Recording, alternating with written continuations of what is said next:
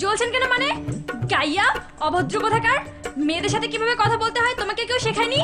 যাকে যেখানে পাবে স্কার্ট তুলে তুলে দেখবে। দেখুন, রাস্তা ছাড়ুন, নয়তো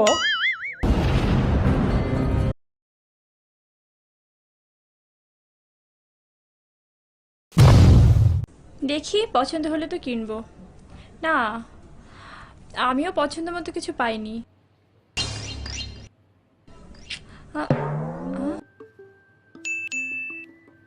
সাথী, একটা ছেলেরা আমার দিকে ড্যাপ ড্যাপ করে তাকিয়ে আছে।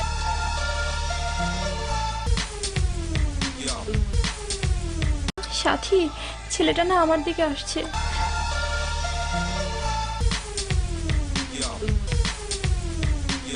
হায় হায়, আমার কি হবে?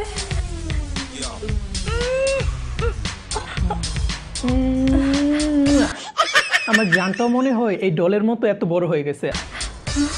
যাক বাবা, আমার কাছে আসেনি। ম্যানিকুইনের ড্রেস দেখছে। কত সুন্দর নাকগুলো, এই ডলের মতো সুন্দর, সব কিছু অনেক সুন্দর। 12 বছর পর দেখা করবা, অনেক বড় হয়ে গেছে আমার জানটা। কতদিন পরে দেখবো আমার জানটাকে। অবশ্যই এই ডলের মতোই হয়েছে। হাইটও পারফেক্ট, এরকমই হবে। সব কিছু তো ঠিক আছে, বাট কি যেন নাই।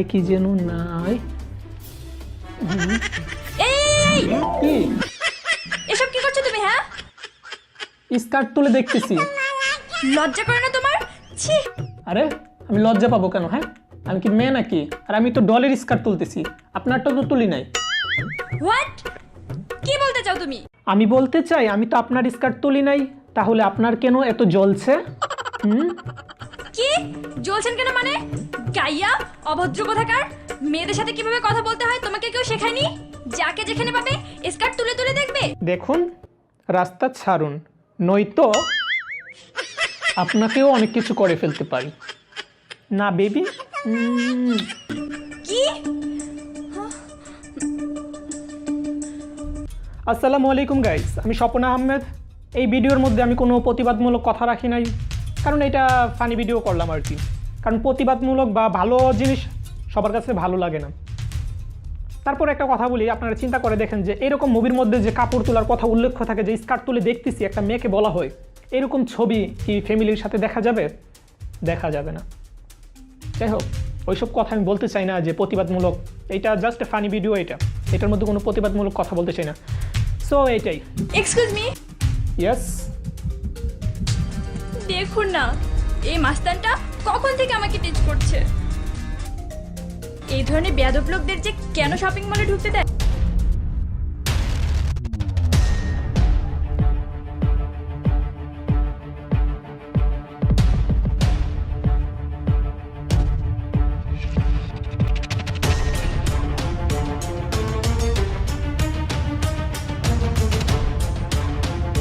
ম্যাডাম, আপনি যান, আমি দেখতেছি।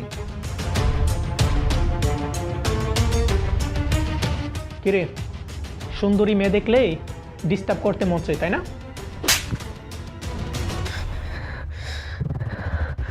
শোন, ও হচ্ছে আমার হবু গার্লফ্রেন্ড। ওরে পটাইয়া ওর সাথে আমি রিলেশন করব, বুঝলি? আর ও হচ্ছে আমার এক্স গার্লফ্রেন্ড।